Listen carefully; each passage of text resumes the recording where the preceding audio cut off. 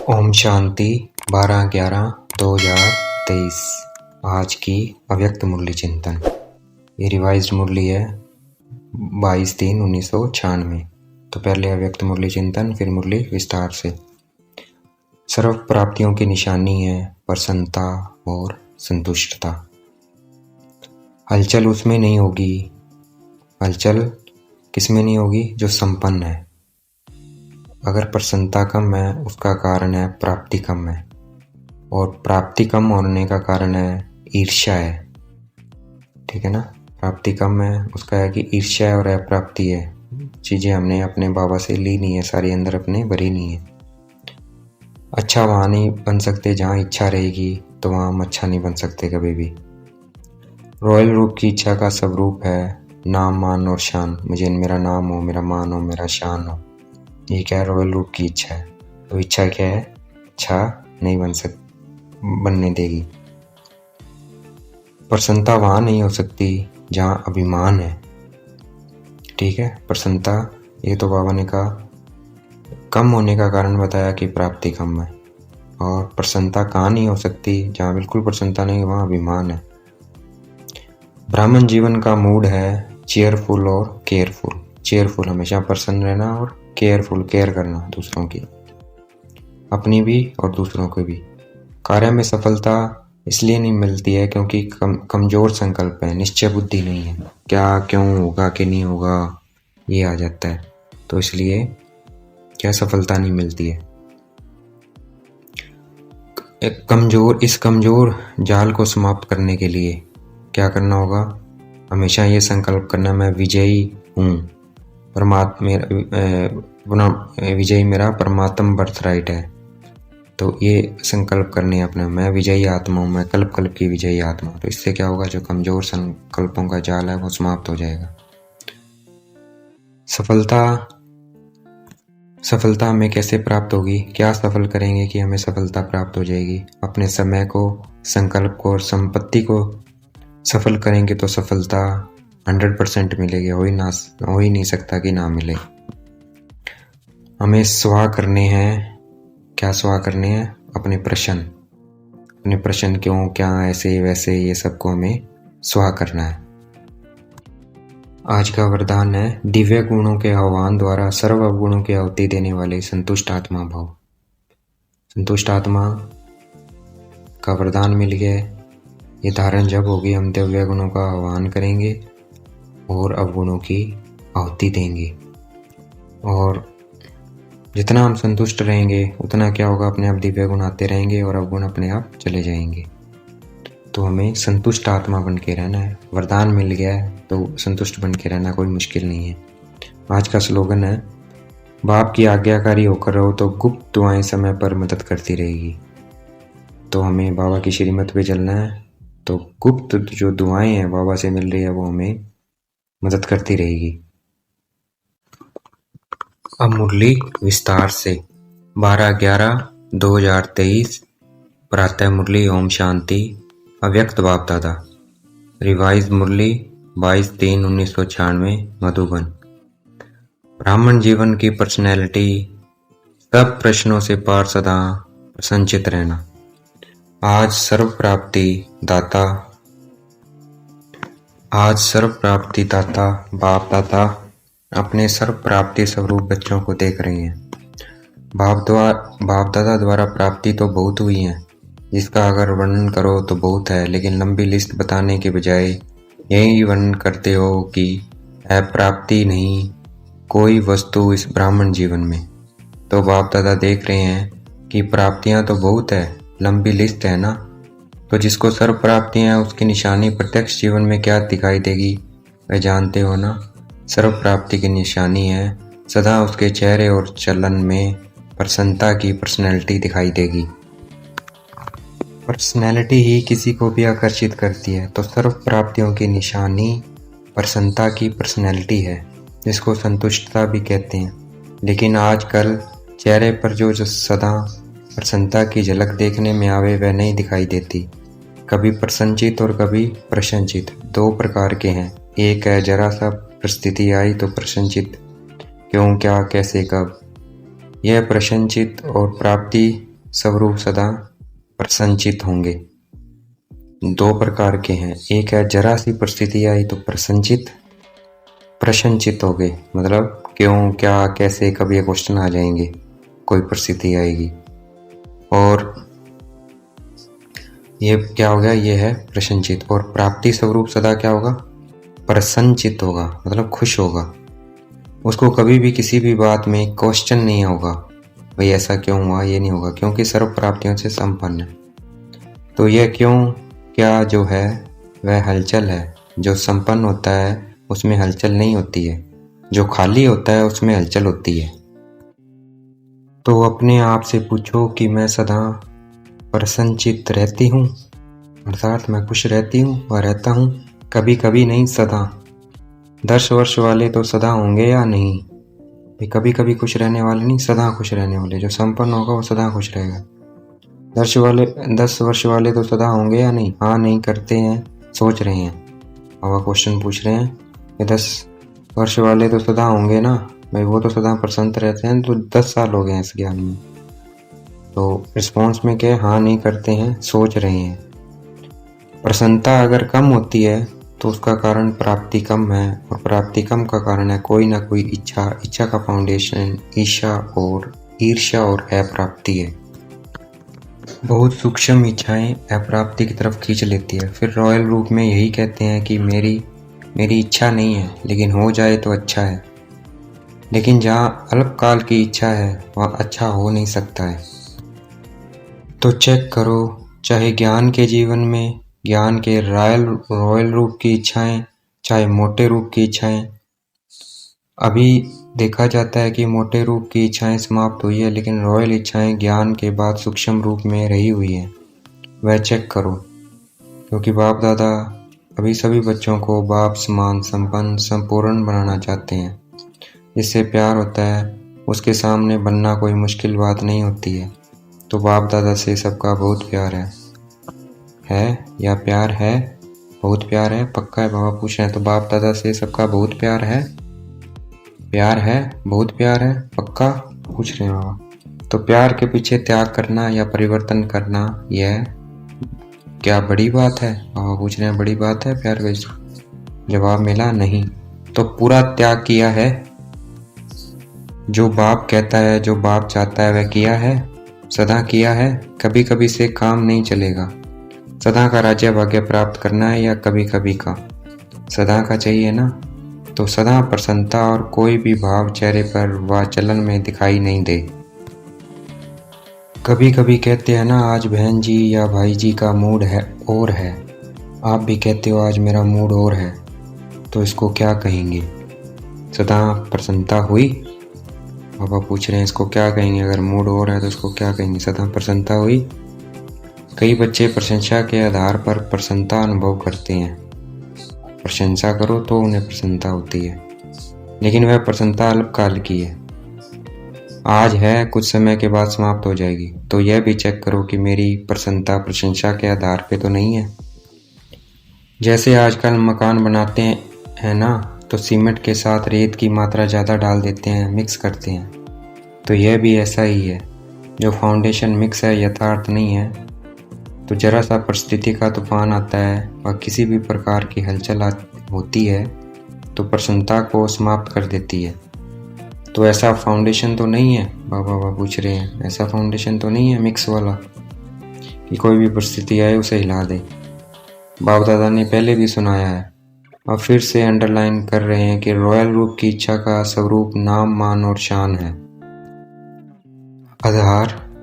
आधार service का लेते हैं, सर्विस में नाम हो, लेकिन जो नाम के पीछे सेवा करते हैं उनका नाम अल्पकाल के लिए तो हो जाता है कि बहुत अच्छा है, सर्विसेबल है, बहुत अच्छा आकर्षण करने वाला है, लेकिन नाम के आधार पर सेवा करने वाले को उच्च पद में नाम पीछे हो जाता है, क्योंकि कच्चा फल खा लिया, पक्का ही नहीं।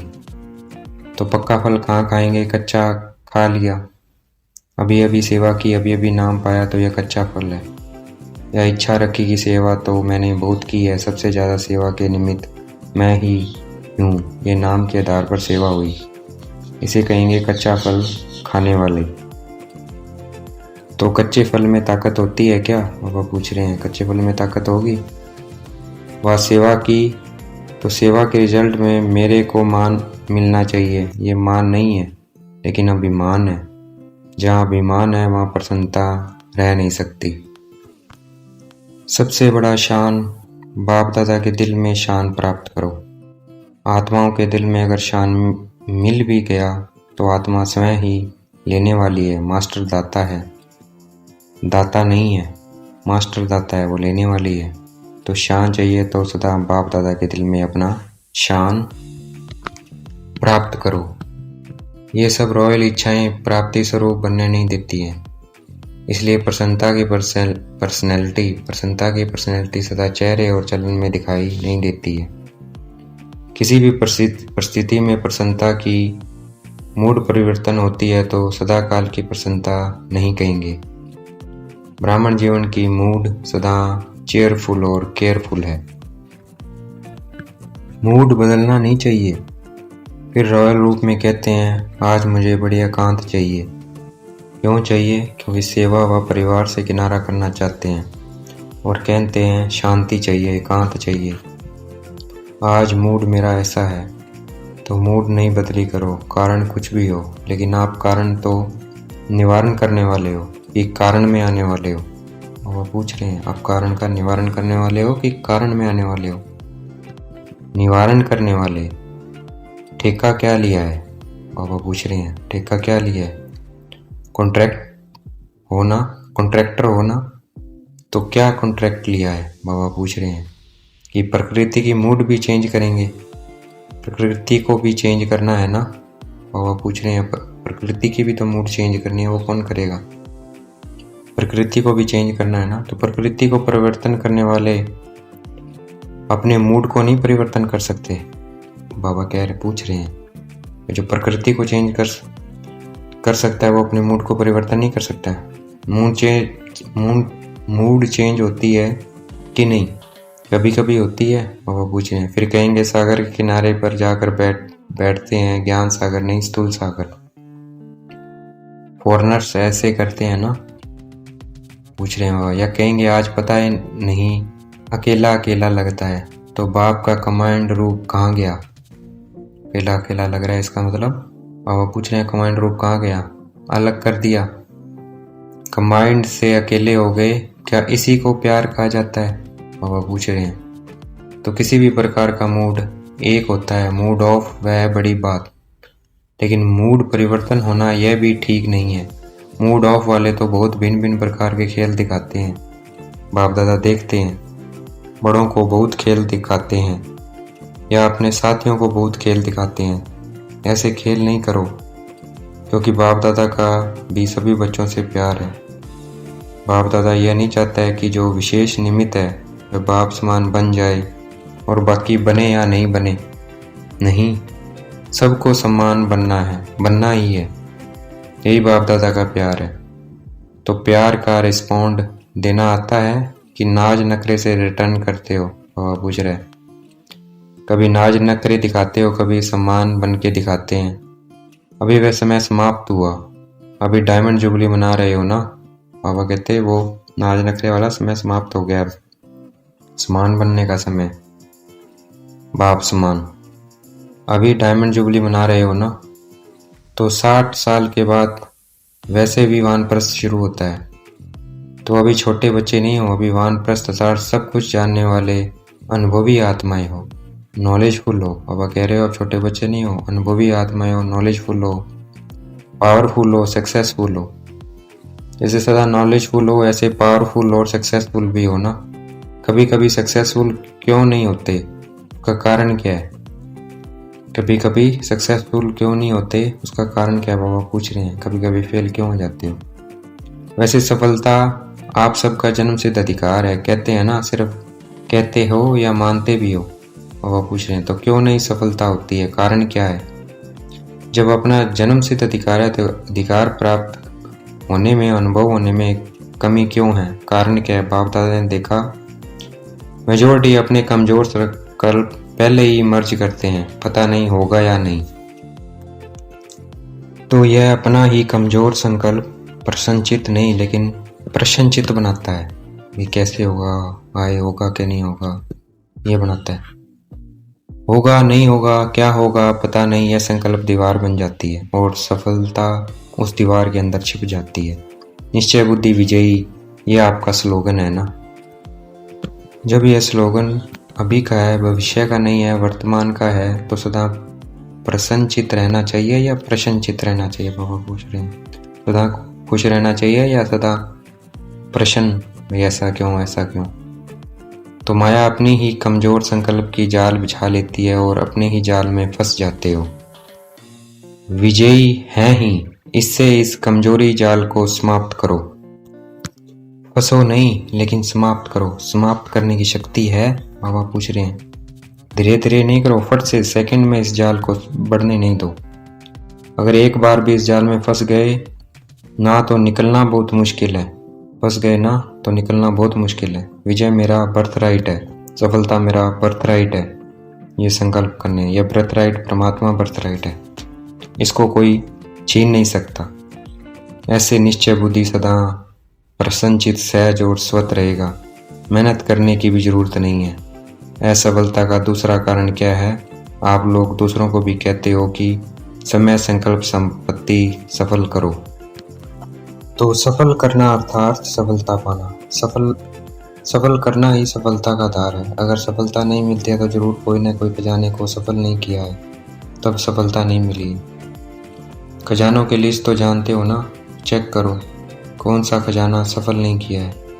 व्यर्थ गवाया तो स्वतः ही सफलता प्राप्त हो जाएगी। कौन सा खजाना सफल नहीं किया है? व्यर्थ गवाया, पूछ रहे हैं बाबा। तो स्वतः ही सफलता प्राप्त हो जाएगी। यह वर्षा भी है तो वरदान भी है। तो चेक करना है कि कौन सा खजाना सफल नहीं किया है। समय सफल नहीं किया है, संकल्प सफल नहीं किया है, संपत्ति नहीं की है। अगर ये तीनों सफल है तो सफलता अपने आप हो जाएगी। यह वर्षा भी है तो वरदान भी है। सफल करो और सफलता पाओ। तो सफल करना आता है कि नहीं? तो सफलता मिलती है। सफल करना है बीज और सफलता है फल। सफल करना बीज है और सफलता है फल। अगर बीज अच्छा है तो फल नहीं मिले या हो नहीं सकता है। सफल करने के बीज में कुछ कमी है तब सफलता का फल नहीं मिलता है। तो क्या करना है? सदा प्रसन्नता की पर्सनैलिटी पे रहो। प्रसन्नचित्त रहने से बहुत अच्छे अनुभव करेंगे। वैसे भी कोई को प्रसन्नचित्त देखते हो तो कितना अच्छा लगता है। उसके संग में रहना, उसके साथ बात करना, बैठना कितना अच्छा लगता है। और कोई प्रसन्नचित्त वाला आ जाए तो तंग हो जाएंगे। तो यह लक्ष्य रखो, क्या बनना है, प्रसन्नचित्त नहीं। तो यह है लक्ष्य रखो, क्या बनना है, प्रसन्नचित्त नहीं, प्रसन्नचित्त बनना है। मतलब खुशी वाला बनना है। आज सीजन का लास्ट दिन है तो लास्ट में क्या किया जाता है? कोई यज्ञ भी रचते हैं तो लास्ट में क्या करते हैं? स्वाह करते हैं। तो आप क्या करेंगे? प्रसन्नचित्त को स्वाह करना है। क्यों, क्या, ऐसे वैसे, इसको क्या करना है? स्वाह करना है। यह क्यों होता है, यह क्या होता है, नहीं नॉलेजफुल हो ना, तो क्यों, क्या, नहीं। तो आज से यह व्यर्थ प्रश्न स्वाहा। आपका भी टाइम बचेगा और दूसरे का भी टाइम बचेगा। दादियों का भी टाइम इसमें जाता है। ये क्यों, ये क्या, ये कैसे। तो यह समय बचाओ, अपना भी और दूसरों का भी। बचत का खाता जमा करो। फिर 21 जन्म आराम से खाओ, पियो, मौज करो। वहाँ जमा नहीं करना पड़ेगा। तो सवाल किया कि सोचेंगे? सोचना है। भले सोच लो, अपने से पूछ लो यह कैसे होगा, यह कर सकेंगे या नहीं। यह 1 मिनट में सोच लो, पक्का काम कर लो। अपने से जितने भी प्रश्न पूछने हैं वो 1 मिनट में पूछ लो। पूछ लिया, सवाल भी कर लिया या सिर्फ प्रश्न पूछ लिया, आगे के लिए प्रश्न खत्म। 1 मिनट साइलेंस के बाद खत्म किया। हाँ जी, ऐसे ही नहीं हो, हाँ कर लेना। जब बहुत काल का अनुभव है कि प्रसन्नचित्त अर्थात परेशान होना और परेशान करना अच्छी तरह से अनुभव है ना, तो अपने निश्चय और जन्म सिद्ध अधिकार की शान में रहो तो परेशान नहीं होंगे। जब इस शान से परे होते हैं तभी परेशान होते हैं, समझा? अच्छी तरह से समझा कि अभी कहेंगे हाँ समझा और फौरन में जाएंगे तो कहेंगे मुश्किल है, ऐसे तो नहीं है। अच्छा, 1 सेकंड में अशरीरी बनना, ये पाठ पक्का है? बाबा पूछ रहे हैं। अभी अभी विस्तार, अभी भी सार में समा जाओ। बाप दादा ने ड्रिल कराई तो अच्छा, हमें बाप दादा ने ड्रिल कराई है तो हम भी 1 मिनट ये ड्रिल करेंगे। 1 मिनट हम अशरीरी बनेंगे, देखेंगे अपने को विरकुटी के बद्दे में चमकता हुआ सितारा, और धीरे धीरे अपने शरीर को भूल जाना है, अपने को अशरीरी आत्मा समझना है। देखना है मैं अशरीरी आत्मा वैसे ही हूँ जैसे मैं परम धाम में थी, वहाँ भी हमारा शरीर नहीं है। तो वैसे अपने आप को महसूस करना है 1 मिनट के लिए।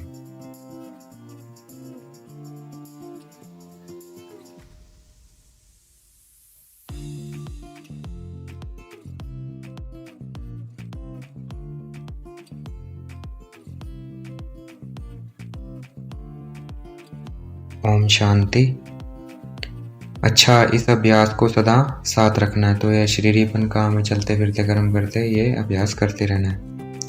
बाप दादा हमें याद प्यार देखना है बाप दादा, देखना है बाप दादा को चारों ओर के सर्व प्रसन्नचित से परिवर्तन होने वाले, सदा प्रसन्नचित की पर्सनैलिटी वाले श्रेष्ठ आत्माएं, सदा अपने विजय और जन्म सिद्ध अधिकार के समृद्धि में रहने वाले समृद्धि स्वरूप विशेष आत्माएं, सदा सफल करने से सफलता का अनुभव करने वाले बाप के समीप आत्माओं को बाप दादा का याद प्यार और नमस्ते। तो हम रूहानी बच्चों की रूहानी बाप दादा को दिलवा जान छिपा प्रेम से याद प्यार नमस्ते, गुड मॉर्निंग।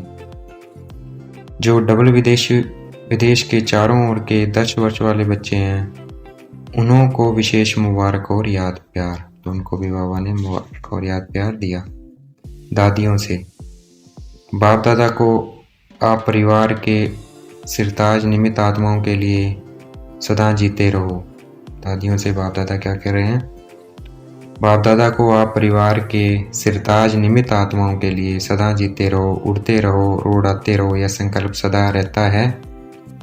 अपने योग की तपस्या के शक्ति से शरीर को चला तो रहे हो, लेकिन आपसे ज़्यादा बाप दादा को होना रहता है।